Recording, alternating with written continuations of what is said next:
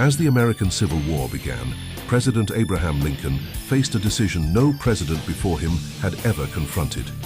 Without Congress in session, he chose to go to war to preserve the Union. At the time, even that decision was debated.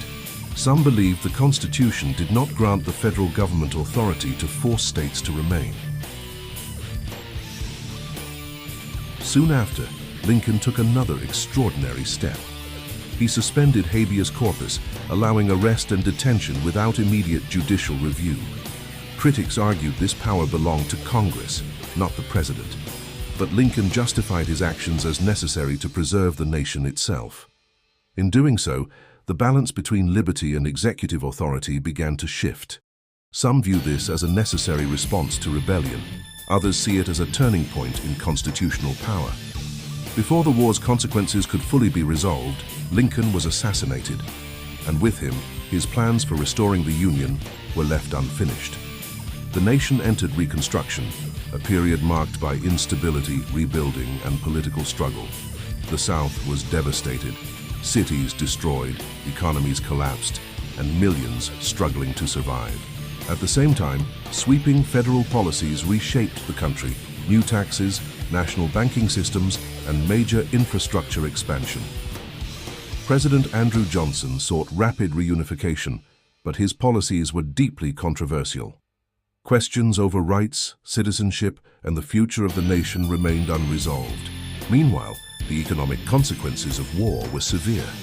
Currency collapsed, infrastructure failed, and entire regions fell into poverty. To survive, many turned to barter systems, trading goods instead of money.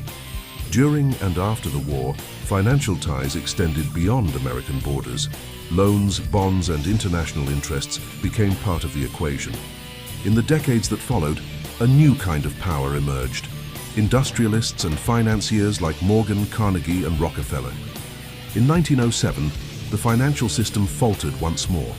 Banks failed, markets collapsed, and the need for reform became undeniable. In 1913, the Federal Reserve was created, a central system to stabilize the economy and manage the nation's money supply. Over time, financial systems expanded into everyday life, including identification systems like Social Security. In 1963, President John F. Kennedy signed Executive Order 1110, a move connected to the issuance of silver-backed currency. Months later, he was assassinated. Official explanations were given, but alternative interpretations continued to be debated.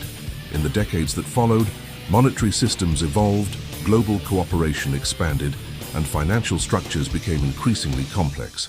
Some believe these developments reflect a long-term shift towards centralized control. Others argue these interpretations are speculative. From war to Reconstruction to global finance, the structure of power in America has continually evolved. But the question remains: was this evolution simply the result of history or something more deliberate? And perhaps more importantly, how should we understand it today?